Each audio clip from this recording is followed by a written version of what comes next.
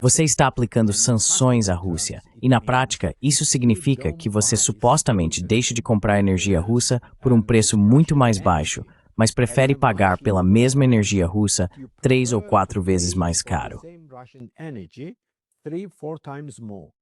Porque você compra indiretamente através da Índia e de outros países. É isso que você quer dizer, claro. Também a Turquia. Então compramos da Rússia a um preço com desconto, porque basicamente somos neutros como um país da OTAN e estamos facilitando a vida da Rússia.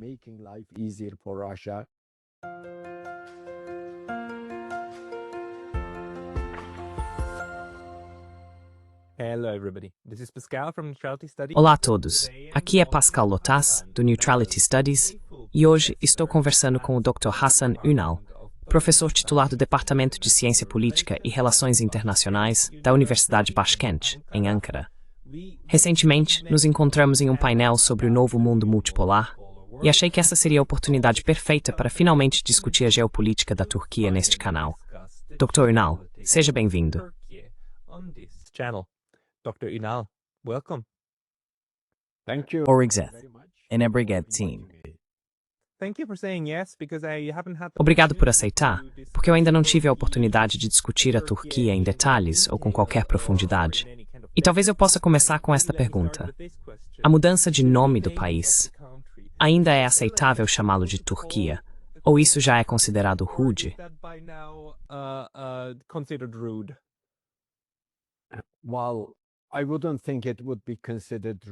Bem, eu não acho que isso seria considerado rude, porque eu sempre usei a palavra Turquia. Eu cresci dizendo Turquia, e basicamente não consigo mudar a forma como me refiro ao país em inglês.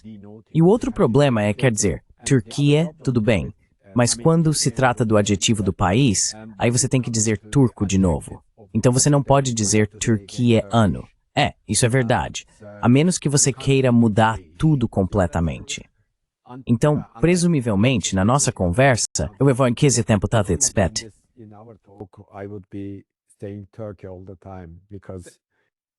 Obrigado. Sou uma pessoa à moda antiga, sim. Sim, isso facilita para mim também, porque eu também sempre lembro como Turquia. Mas vamos entrar na situação geopolítica. Quero dizer, a Turquia tem estado, você sabe, na mídia, e está em torno do ponto de tensão, que são essas negociações atuais entre Ucrânia e Rússia. E ela tem retomado essa tradição, já fez isso em 2022. E se você olhar para o mapa, percebe que a Turquia, novamente, está meio que, sabe, no olho do furacão, mas sem ser arrastada diretamente para ele. O que passa pela sua cabeça quando você analisa a situação da Turquia globalmente? Analyze Turkey's situation globally.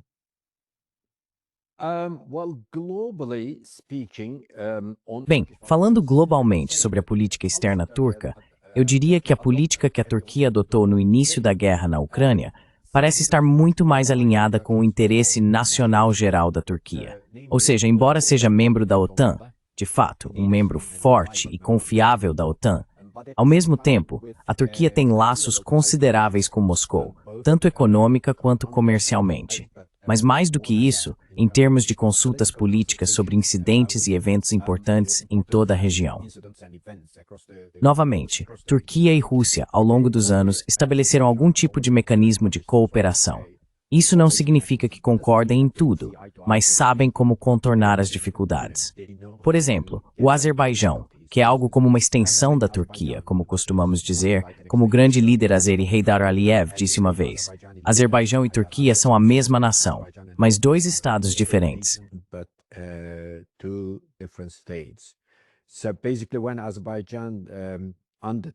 Basicamente, quando o Azerbaijão realizou uma grande operação com considerável apoio da Turquia para recuperar seus territórios ocupados, Turquia e Rússia, esse eixo, por assim dizer, entre Ankara e Moscou, fizeram um trabalho muito bom, na verdade. Sem prejudicar as relações entre Turquia e Rússia, os russos e os turcos agiram com grande prudência. E enquanto o Azerbaijão recuperava seus territórios ocupados, embora a Armênia fosse de certa forma uma aliada de Moscou, a situação pôde ser administrada. Então existe todo esse mecanismo de cooperação e consulta entre Turquia e Rússia. Mas isso não significa, por exemplo, que qualquer coisa possa ser resolvida de forma tão tranquila. Por exemplo, Turquia e Rússia aparentemente têm muitas divergências em relação à Síria. And you were talking, of course, about the Armenian. E você estava falando, claro, sobre a guerra entre a Armênia e Azerbaijão por Nagorno-Karabakh, certo? Sim. E o interessante ali foi que o presidente armênio Pashinyan, na verdade, meio que abriu mão de suas reivindicações sobre Nagorno-Karabakh. Então, de certa forma, o que aconteceu aqui foi que a Turquia apoiou claramente o Azerbaijão nesse caso, certo?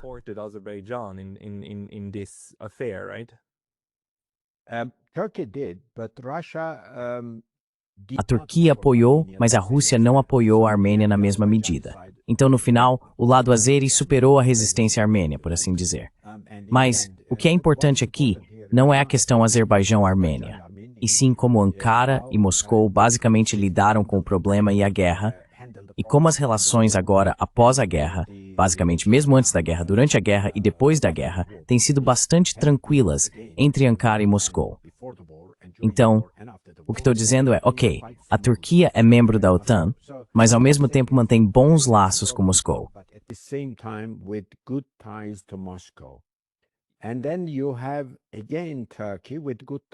E então você tem novamente a Turquia com bons laços com Kiev e a Ucrânia. Enquanto isso, todos os países da OTAN, ou um bom número deles, com poucas exceções, talvez a Hungria, apresentaram um pacote considerável de sanções contra a Rússia. Mas a Turquia não aderiu a nenhuma delas e cultivou suas relações com Moscou antes e durante a guerra.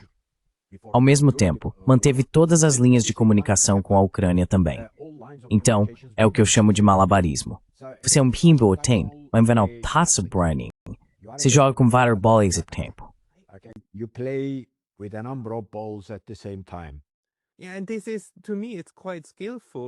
Sim, e para mim isso é bastante habilidoso, porque, quero dizer, esse canal se chama Estudos de Neutralidade, e eu chamei assim porque é isso que eu também estudo. E eu percebo, em um nível analítico, a Turquia como muito mais neutra do que, digamos, a Suíça ou a Áustria, que não enviaram armas para a Ucrânia, mas colocaram todo o seu peso do lado político e, através de sanções, se alinhando com o Ocidente. Enquanto a Turquia, ela enviou armas para a Ucrânia, quero dizer, ela não impôs sanções. Acho que não.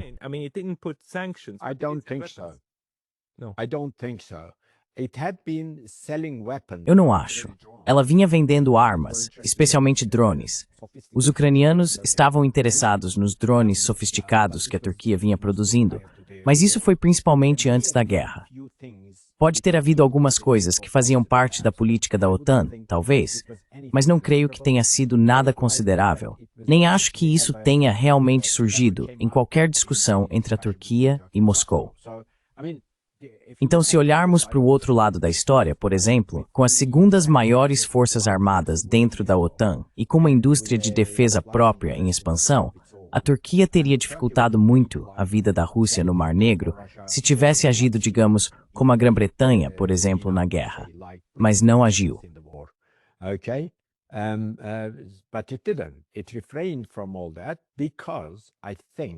Ela se absteve de tudo isso porque eu acho, antes de tudo, nosso interesse nacional na verdade não dita uma política desse tipo.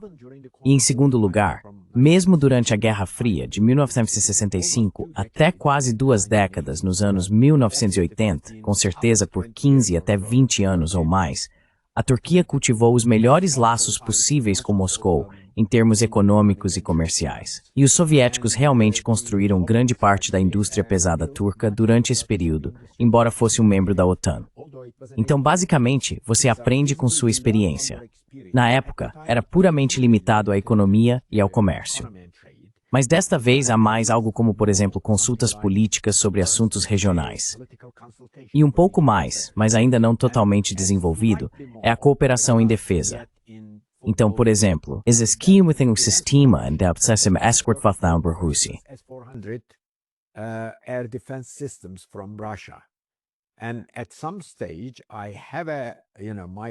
Em algum momento, meu palpite é que a Turquia vai se voltar para a Rússia. Não para adquirir armas e talvez também para a China, mas para coproduzir certas armas juntas nesta parte do mundo, com o objetivo de vendê-las a terceiros em uma joint venture ou algo semelhante.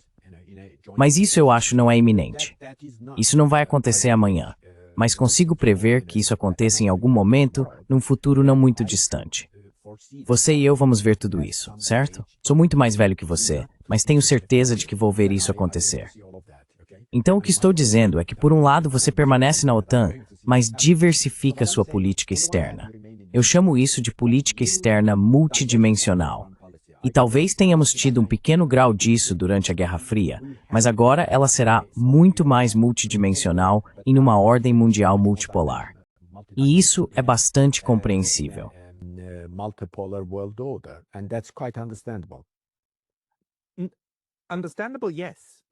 Compreensível, sim, porque parece racional.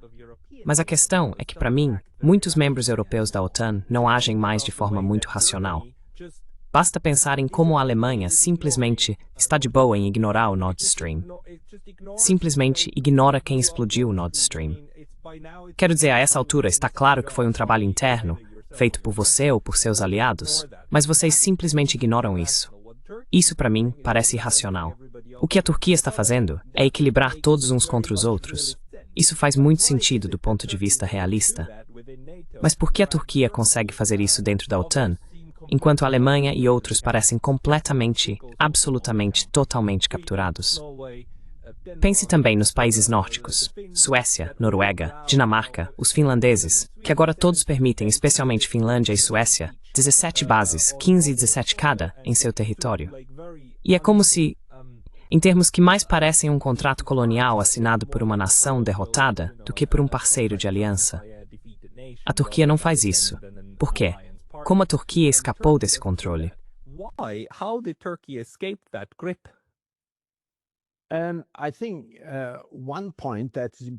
Acho que um ponto importante para a Turquia e sua política externa é que, do ponto de vista turco, os anos da Guerra Fria já acabaram. No sentido de que a Turquia não percebe uma ameaça vinda da Rússia.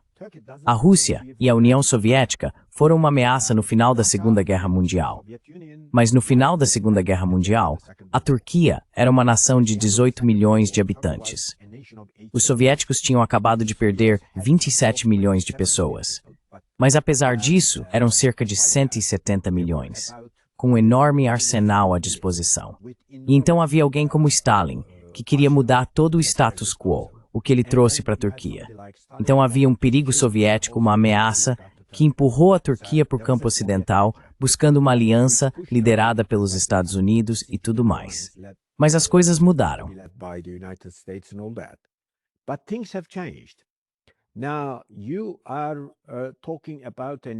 Agora, estamos falando de uma nação com mais de 86 milhões de habitantes e crescendo cerca de 1 milhão por ano. Embora ultimamente, por causa da crise econômica e outros fatores, o aumento da taxa de natalidade tenha desacelerado, mas ainda existe e presumivelmente vai continuar, de acordo com os especialistas em demografia. A Turquia vai chegar a algo em torno de 110 milhões. E quando a Turquia atingir 110 milhões, a população russa terá caído para 110 ou 120 milhões. Em segundo lugar, é claro, isso não explica tudo, mas em termos de poder econômico e força militar, considerando como, não difícil, mas certamente não fácil, tem sido a campanha da Rússia na Ucrânia, eu não acho que qualquer governo russo jamais, como posso dizer, consideraria qualquer tipo de empreendimento desse tipo contra a Turquia.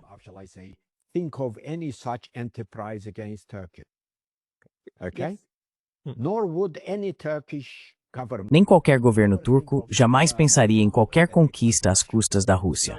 Assim, há um equilíbrio entre os dois países. Claro, a Rússia é uma superpotência, especialmente em termos militares, é uma das nações líderes. E em termos de recursos, particularmente, é uma das mais ricas do mundo.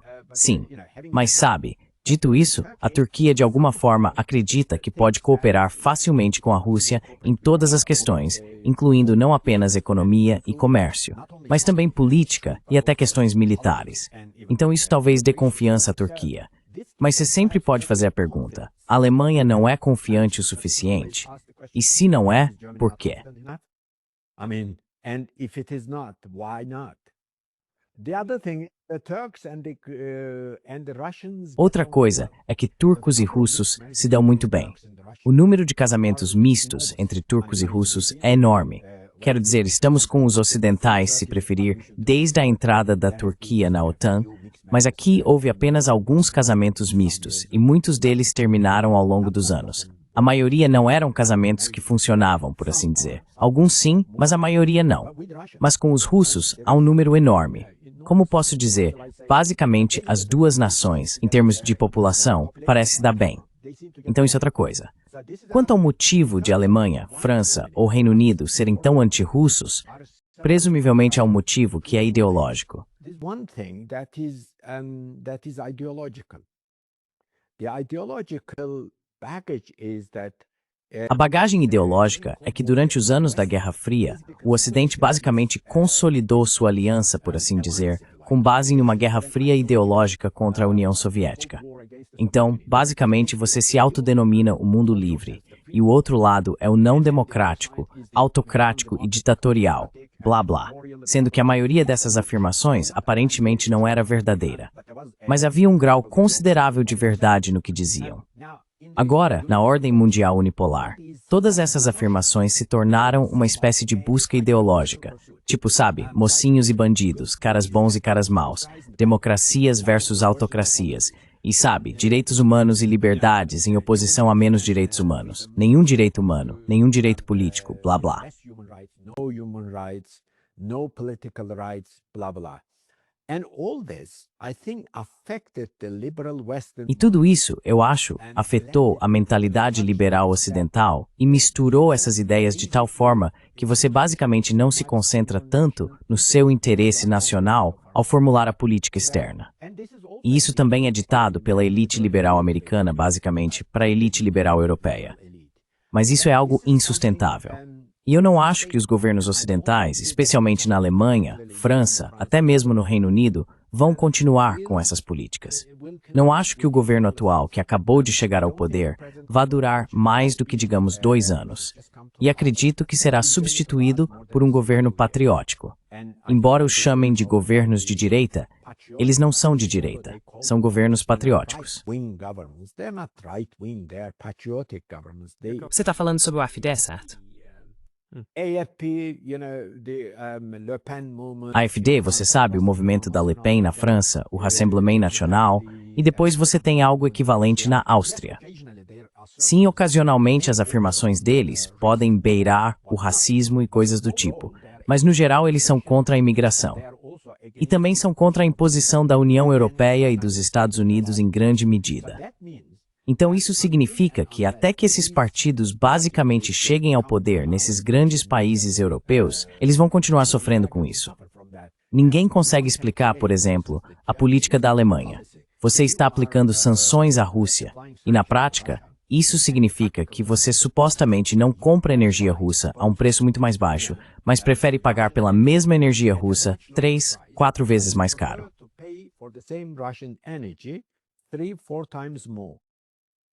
Porque você compra indiretamente através da Índia e de outros. Claro. Também a Turquia. Então compramos da Rússia a um preço com desconto, porque basicamente somos neutros como um país da OTAN e estamos facilitando a vida da Rússia. Não fechamos nosso espaço aéreo. Por exemplo, grande parte das viagens russas passa pela Turquia, assim como muitas viagens ocidentais. Não apenas russos, mas também viajantes ocidentais. Por exemplo, vejo que, quando me reúno com estudiosos russos, japoneses e outros que viajam por Fórum Internacional de Valdai, eles passam Istambul.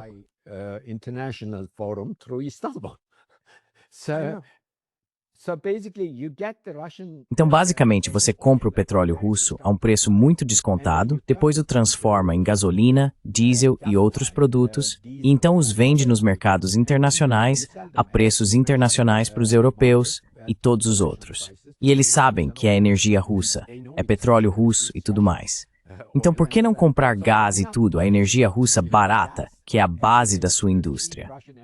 E então você realmente se depara com a desindustrialização do seu país, que é a espinha dorsal da sua economia. É totalmente incompreensível para qualquer um. Mas eu acho que isso tem muito a ver com a abordagem ideológica deles.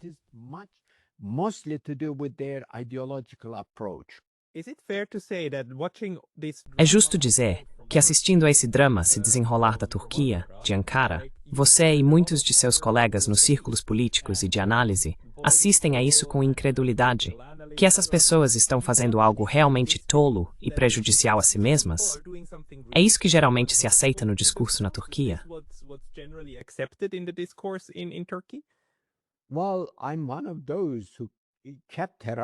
Bem, eu sou um daqueles que continuou anunciando a chegada da ordem mundial multipolar, mas nem toda a elite acadêmica e a comunidade de política externa, por assim dizer, são como eu. Existe uma grande quantidade, novamente, de elite de mentalidade liberal que acha que a Turquia deveria ter ficado ao lado do Ocidente e, basicamente, excluído a Rússia de sua agenda de política externa por completo. Mas quando você conversa com eles, quando debate com eles, eles não têm um argumento to raise benintint.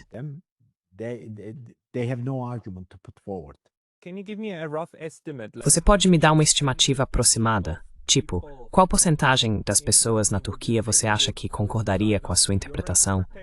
E quantas prefeririam apoiar a, digamos, interpretação liberal do que deveria acontecer?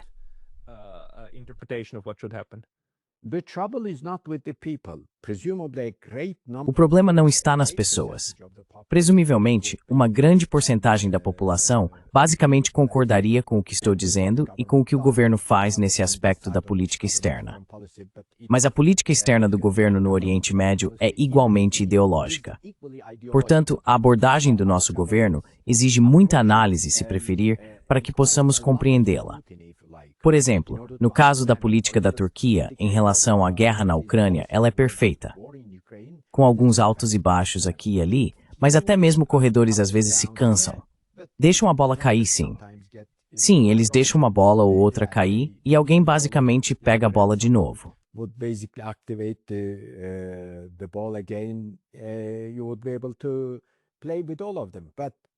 Você poderia interagir com todos eles.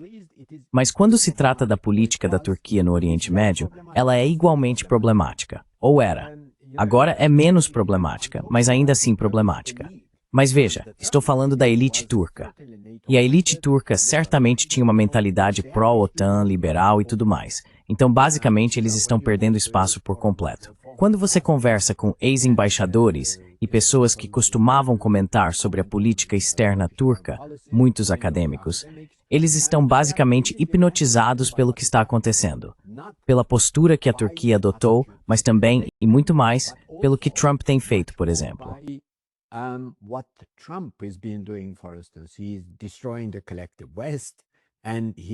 Ele está destruindo o Ocidente coletivo e está basicamente focando mais nos interesses da política externa americana. E ele está agindo com uma abordagem de América em primeiro lugar, em qualquer lugar e em toda parte. Então havia esse partido liberal, que os liberais, tanto na Europa quanto na Turquia e nos Estados Unidos, achavam que nunca teria fim. Mas amanhã chegou e eles não acordaram porque tinham bebido demais. Eles precisam basicamente digerir tudo isso. Mas, quando se trata de discussões sobre política externa, meu lado do argumento parece estar ganhando espaço porque estamos basicamente sobre as realidades no terreno.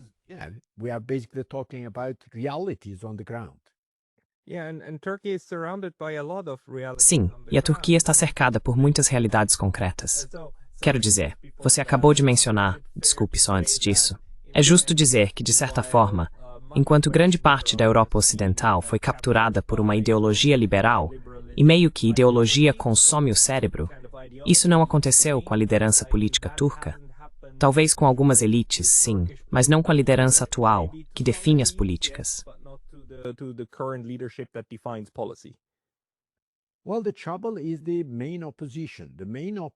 Bem, o problema é a principal oposição. A principal oposição é muito orientada para o liberalismo.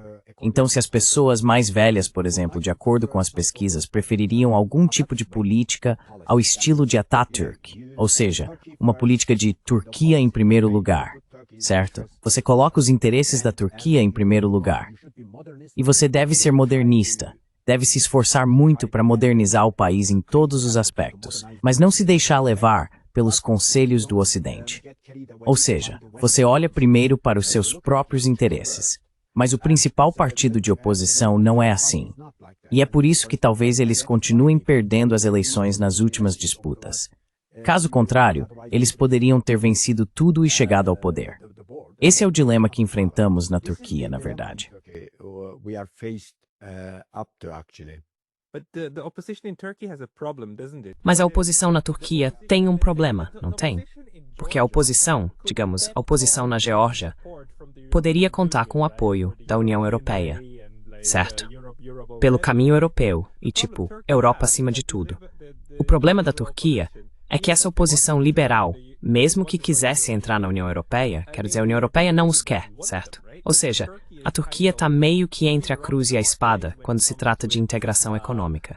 Já está esperando pela adesão ao UE há o quê? 40 ou quase 50 anos agora. What, 40 or almost 50 years by now? Theo é smaller de que o interior para released que often 63. Ok, desculpe, 60 anos agora. Desculpe. Sorry. 60 plus years, yes.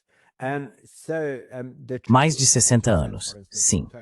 E então, o problema, como você disse, por exemplo, com a Turquia, é que a elite política dos países liberais da Europa Ocidental facilmente traria a Ucrânia e ou a Geórgia para seu grupo, para o seu círculo, mas não a Turquia.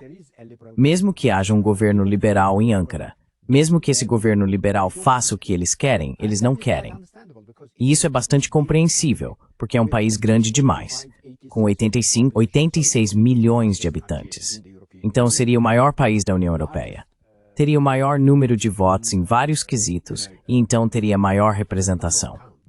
And then it would have the largest representation, say Turkey's population has gone over 100 million. Digamos, se a população da Turquia ultrapassar 100 milhões, então ela teria o maior grupo dentro do Parlamento Europeu.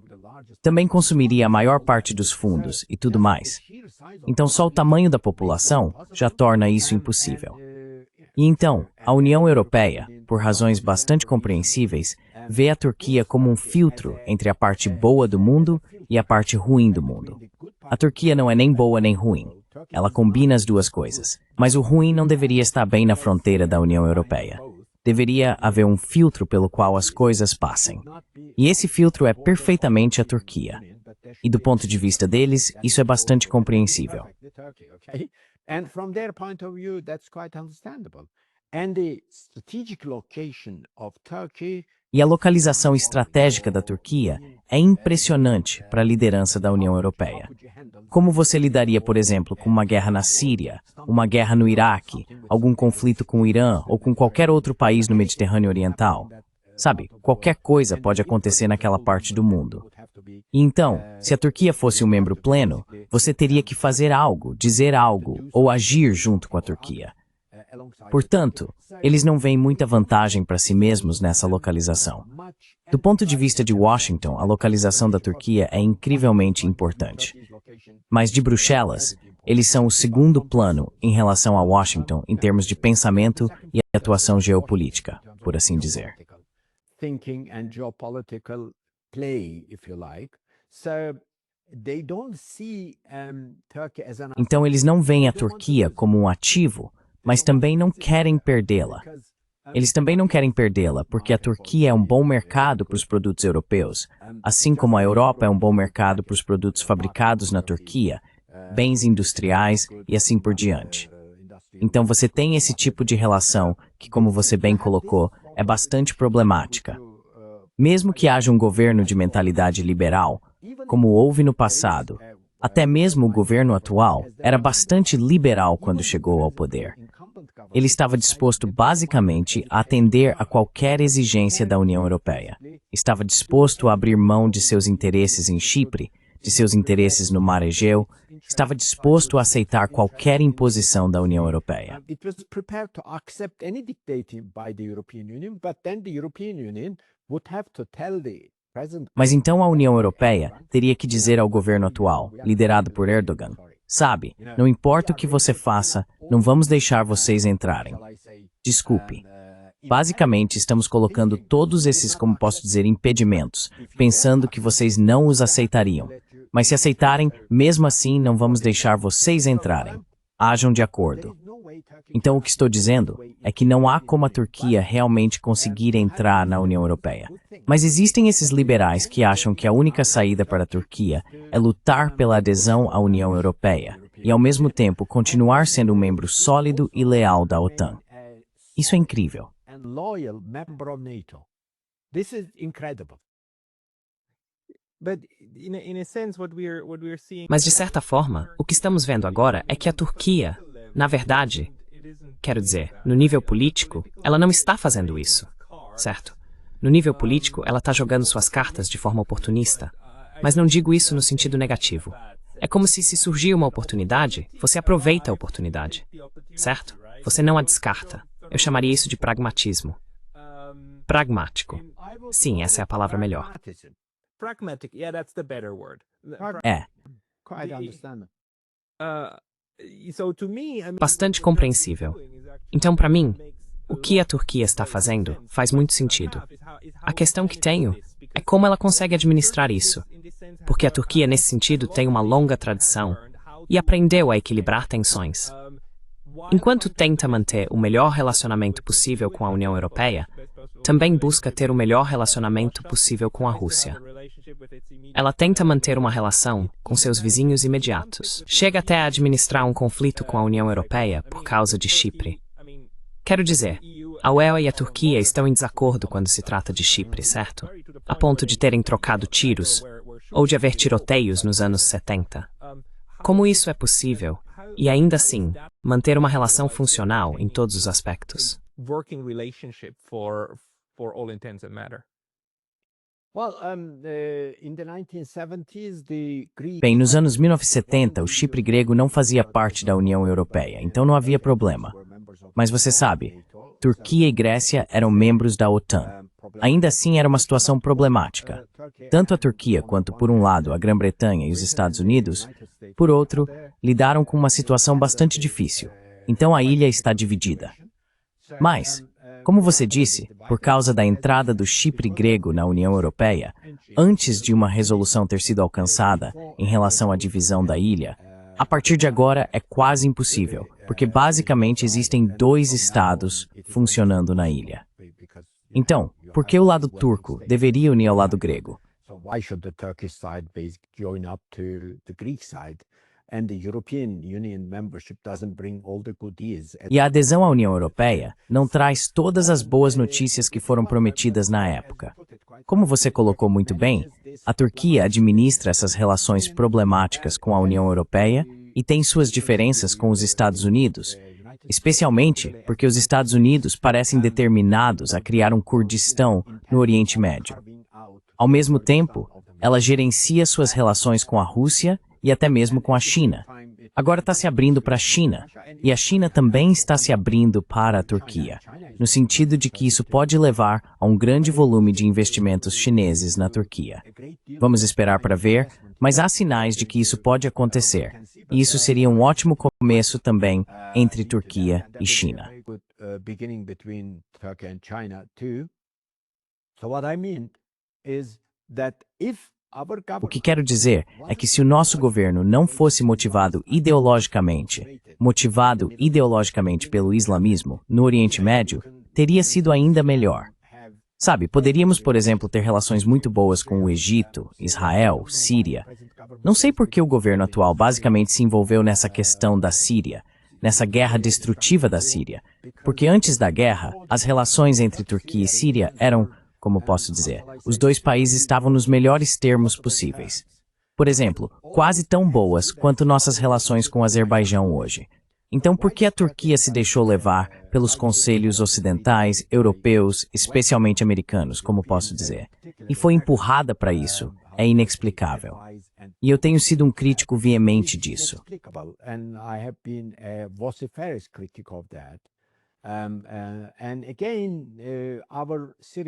E novamente, nossa política em relação à Síria tem sido, eu diria para dizer o mínimo, um fracasso, porque não está baseada nos interesses nacionais da Turquia.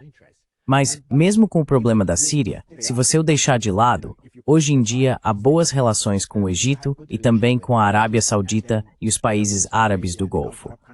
Tem havido muita movimentação entre os dois lados, não só no nível político, mas também em termos de apoio financeiro e transações financeiras entre as duas partes.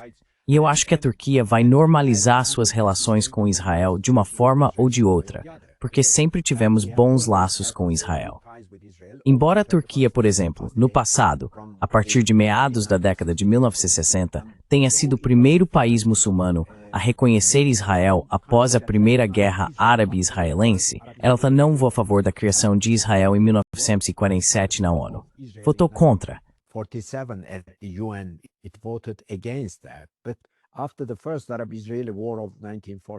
Mas depois da Primeira Guerra Árabe-Israelense de 48, reconheceu Israel. Mas apesar disso, de 1947 até 1965 em diante, em grande parte, manteve suas relações com os países árabes. Apoiou seus direitos legítimos, palestinos e outros. Juntou-se à aliança, por assim dizer, pedindo a retirada de Israel dos territórios ocupados dos países árabes.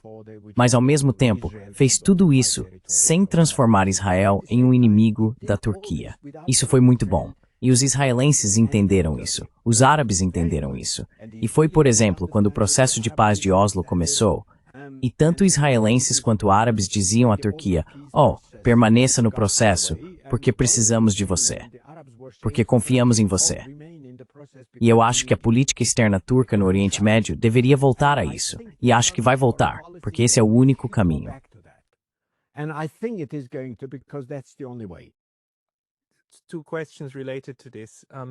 Duas perguntas relacionadas a isso. Você não está preocupado agora que a zona de amortecimento síria entre Israel e Turquia basicamente se desfez? Quero dizer, a Síria está morta, para todos os efeitos, como um Estado funcional dentro das fronteiras que conhecemos. E agora temos forças apoiadas pela Turquia e, presumivelmente, também forças turcas diretas, quase à porta das reivindicações expandidas de Israel sobre a Síria e do que estabelece como zona de amortecimento. Então agora temos esses dois quase se encontrando. Por outro lado, o genocídio que está acontecendo na Palestina contra a população muçulmana, mas não apenas a população muçulmana, sempre esquecemos que os palestinos também incluem cristãos e outras denominações. Isso não está fazendo o clima ferver na Turquia em relação a Israel neste momento? Como está se desenvolvendo?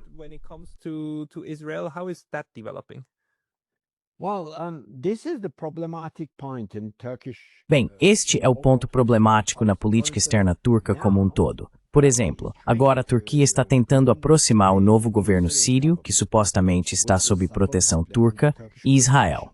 E ao que parece, há negociações em andamento no Azerbaijão. Mas Israel ainda deve querer infraestrutura de novo verde sírio.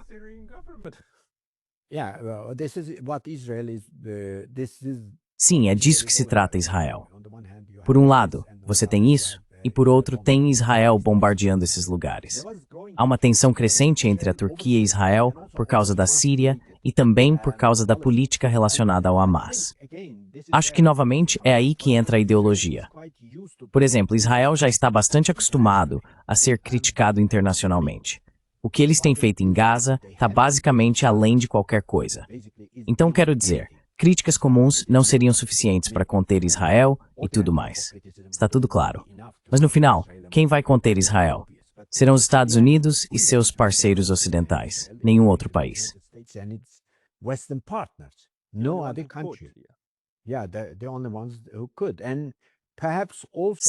Sim, os únicos que poderiam. E talvez também os árabes, que poderiam realmente pressionar o governo dos Estados Unidos, dizendo, olha, estamos envolvidos em transações comerciais de trilhões de dólares, sabe? Negócios de múltiplos trilhões de dólares, isso e aquilo. Mas ao mesmo tempo, vemos Israel agindo totalmente fora de controle, e não conseguimos explicar isso ao nosso público. Vocês precisam fazer alguma coisa. Então, em um mundo ideal, a Turquia deveria apoiar os Estados Árabes política e diplomaticamente, sem se envolver nas disputas internas árabes. Entende o que quero dizer? O que acontece entre israelenses e palestinos também é em grande parte uma questão interna árabe. Como você enquadra isso como uma questão interárabe? Não. Quero dizer, do ponto de vista humanitário, a Turquia deveria expressar sua raiva, frustração, críticas e tudo mais. Mas, ao mesmo tempo, isso também tem a ver com a linguagem que você escolhe. Por exemplo, se você chama Israel de Estado terrorista, isso é algo que todo governo israelense, toda elite política israelense basicamente consideraria um insulto. Mas se você diz que o Hamas pode ser uma organização terrorista do seu ponto de vista, mas que, se você está lidando com os palestinos em Gaza como um Estado, então deveria agir como um Estado, com toda a responsabilidade que isso implica. Você não pode basicamente agir como uma organização terrorista, como você o chama. Então quero dizer, tem a ver com a linguagem. Mas o nosso governo foi além de qualquer coisa nesse sentido. Mas você também pode dizer que, afinal, o que tem acontecido em Gaza é algo que ninguém poderia realmente ter previsto alguns anos atrás.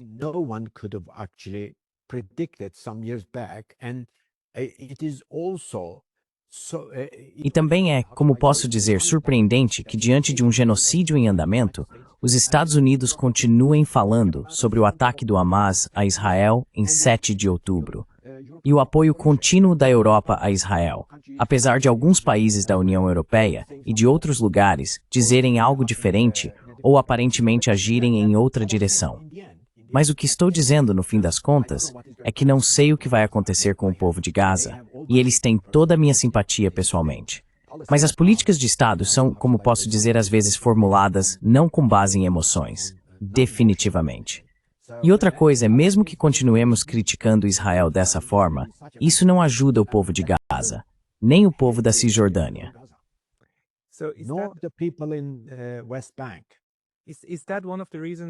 Esse é um dos motivos pelos quais a Turquia não impõe sanções oficiais a Israel. Quero dizer, esse tipo de política pragmática de dizer, sim, odiamos o que está acontecendo, mas se escalarmos contra Israel, isso também não ajudaria eles. Essa é a sua interpretação de como a Turquia está agindo nessa situação.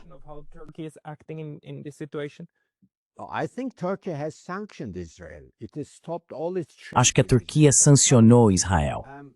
Ela interrompeu todo o seu comércio com Israel.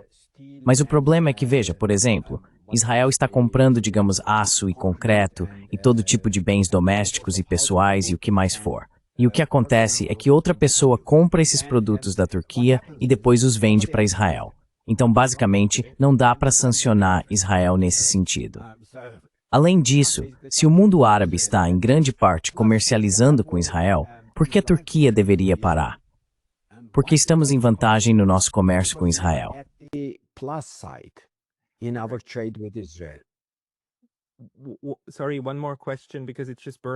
Desculpe, mais uma pergunta, porque está me incomodando muito. Qual é o papel da religião ou da política motivada por religião na Turquia? Existe um movimento sério em Israel que adoraria explodir a Mesquita de Al-Aqsa e construir um terceiro templo. Se isso acontecesse, se a Mesquita de Al-Aqsa fosse destruída, o terceiro local mais sagrado do Islã, qual seria a reação da Turquia a isso? What would Turkish reaction be to that? Well, I can't comment on circumstances. Bem, não posso comentar sobre circunstâncias que são apenas hipotéticas, que podem ou não acontecer.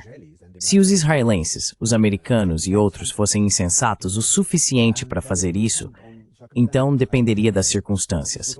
Acho que também dependeria de qual governo está no poder na Turquia.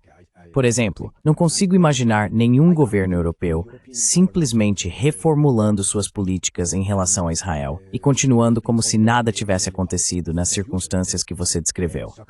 E outra coisa é, como o Egito responderia ou reagiria a isso? E a Arábia Saudita? Eles poderiam simplesmente dizer, bem, isso não me diz respeito. Seria um insulto total ao mundo muçulmano. Tudo o que posso dizer é que espero que isso não aconteça. Mas se acontecer, então seria uma situação completamente diferente. But if that were to happen, then it would be a different kettle of fish. It would. Seria assim. Maybe the last. Talvez a última This is pergunta, quite a tour de porque isso force. foi realmente um tour de force. Irã, Mas sobre o Irã, qual é a relação da Turquia com o Irã e para onde você acha que isso está caminhando? Iran, and where do you see it going? Well, the present government, again, is ideological. Bem, o governo atual, novamente, é ideologicamente um tanto anti-Irã. A Turquia, em relação à política adotada na Síria, estava, como posso dizer, em desacordo com o Irã. E desde a queda do regime Assad na Síria, as relações entre Turquia e Irã parecem estar bastante tensas, embora nenhum dos lados queira fazer qualquer tipo de declaração concreta sobre isso. Os iranianos estão ocupados com suas negociações com o governo Trump. Além disso, nessas circunstâncias, porque perderam a Síria e podem estar perdendo, quero dizer, podem estar em desvantagem no Iraque, eles não gostariam de frustrar a Turquia, ou, como posso dizer, virar a Turquia ainda mais contra eles do que já está. E do lado turco, é tudo muito complicado. It is so complicated. For instance, Turkey, the present government, this is not Por exemplo, a Turquia, o governo atual, e isso não é algo que eu aprovaria, mas o governo atual é muito alinhado ao Hamas. No que diz respeito à expressão de raiva e frustração sobre o que Israel faz em Gaza, eu, claro, aceitaria e aprovaria isso. Mas a forma como o governo atual da Turquia está lidando com sua relação com o Hamas, por exemplo, não vejo nenhum interesse para a Turquia nisso. Hamas e Hezbollah estão coordenando seus esforços contra Israel, mas a Turquia é contra o Hezbollah, porque o Hezbollah atuou junto com o regime Assad. E a Turquia é contra o Irã, porque queria derrubar Assad, enquanto o Irã queria manter o regime Assad na Síria. Mas o Hamas, apoiado pela Turquia, é bastante amigável tanto com o Irã quanto com o Hezbollah. Então é uma história bastante complicada. Você precisa entender. So it's quite a complicated story. You will have to understand. And so when I look at E assim, quando olho para tudo isso, não vejo muito interesse turco envolvido. Por exemplo, quando analiso a política da Turquia em relação à guerra na Ucrânia, eu certamente diria que está alinhada com o interesse nacional da Turquia.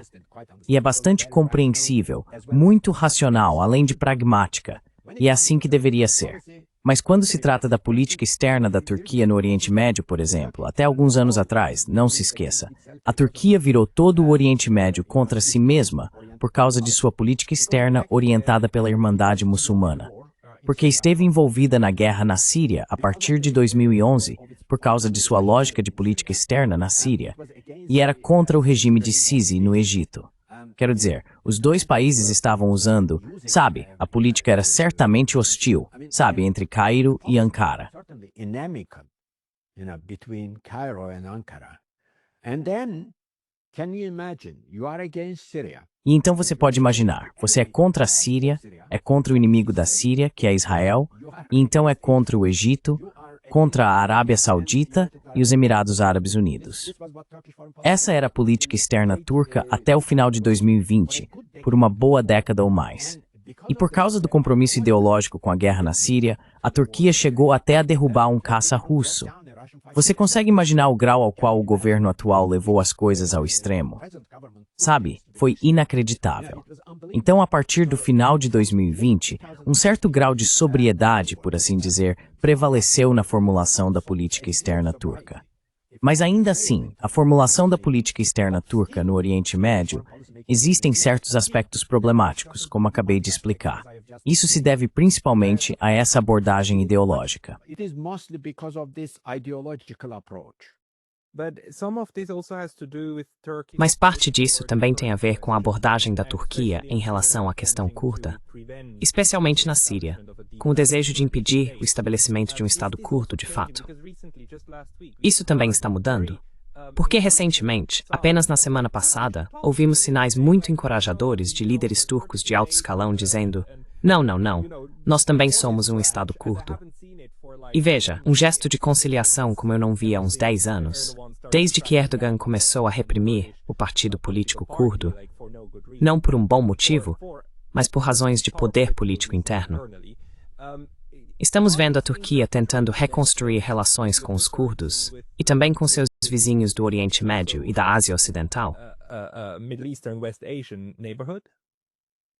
Well, a sober-minded assessment of what is going on. Bem, uma avaliação sóbria do que está acontecendo diria simplesmente que é de deixar qualquer um perplexo.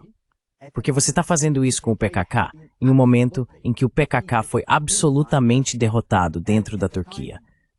Em uma época de multipolaridade, a Turquia tem muita influência sobre os Estados Unidos e até mesmo sobre Israel para destruir os grupos liderados pelo PKK na Síria. PKK-led groups in Syria. But they just Mas eles acabaram de se dissolver na semana passada, não foi? Eles anunciaram oficialmente que querem se dissolver. Not really, because PKK is just one. Na verdade, não, porque o PKK é apenas um ramo do que eles chamam de sua estrutura institucional.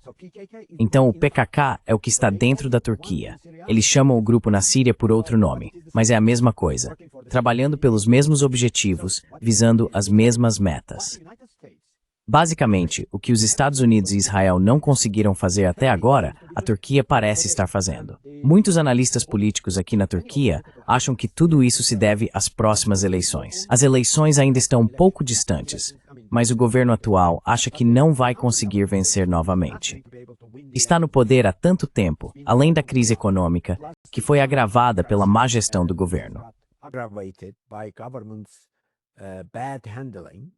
And then it is, you know, E então eles estão praticamente destinados a perder as eleições, apesar do fato de que a principal oposição não parece atrair todas as parcelas do eleitorado. Mas no final das contas, há uma grande probabilidade de que eles vão perder as eleições. Então o que você faz? Aí você conversa com esse partido afiliado ao PKK, se preferir, ou com o herdeiro político do PKK, dizendo, sabe, será que eu posso só fazer uma maquiagem? E vocês podem apresentar isso como uma grande vitória, mas vocês transferem seus votos para mim. Dá para fazer isso? Mas aí a reação do eleitorado é, se você conseguir um voto deles, talvez perca 2 do outro lado. Então, basicamente, a situação do governo está bastante confusa. The government's situation is quite muddy, and the sort of E essas águas desconhecidas não são o tipo de coisa que Erdogan e seu governo estão acostumados a navegar. Eles costumavam vencer eleições com facilidade. Entende o que quero dizer? Mas eles causaram uma crise econômica da qual não conseguem sair. E agora isso vai provocar o fim do governo atual, como acontece com todo o governo. Mas eles não querem ver isso acontecer e, basicamente, podem, como posso dizer, fazer qualquer acordo com qualquer um. Essa é a situação. Então, não é fácil. Pode parecer bastante confuso para quem vê de fora. Mesmo para nós, dentro do país, acompanhando o que está acontecendo, não é fácil entender à primeira vista. not at all. And Hassan, I told De you forma alguma. E Hassan, eu te disse que essa entrevista levaria uns 45 minutos, mas já estamos em 1 hora. Bem, eu gostei muito. Muito obrigado pela sua paciência. Para as pessoas que gostariam de ler mais das suas análises, onde elas devem procurar? Você tem algum lugar onde publica regularmente em inglês? place where you regularly publish in English? I do, and I Sim, occasionally- e ocasionalmente. Bem, se basicamente procurarem por Hassan Ünal, sabe, eu costumava escrever artigos de opinião para alguns jornais ocidentais. Às vezes também escrevo análises em inglês, mas também escrevo análises em turco, e alguns sites de internet as traduzem para o inglês. Na verdade, é principalmente chamado de Haritsi. Haritsi é onde eu escrevo. Haritsi é um site de análise de política externa. That is where I write. Hariji is H. Isso mesmo. Dot. By our Pelo nosso amigo Ikunk Akosh, certo? right. Zessex Zamereth. I'll So put I- Hari- Vou colocar o Harisi na caixa de descrição abaixo para que as pessoas possam encontrá-lo lá. Please do. And I have a program on the Por favor, faça isso. E eu tenho um programa no site Arici. Chama-se Bússola Estratégica. e eu faço entrevistas com especialistas da Turquia e de todo o mundo sobre questões geopolíticas. Então, eles também podem assistir às minhas entrevistas em inglês com especialistas. E talvez possamos fazer uma com você em outro momento, sabe? One with you at a later stage, Would be happy to. Com prazer. E pessoal, acessem o Hatsi e confiram o professor Hassan Ünal por lá. Hassan, muito obrigado pelo seu tempo hoje. Much for your time today. Well, Bem, Sir. my pleasure.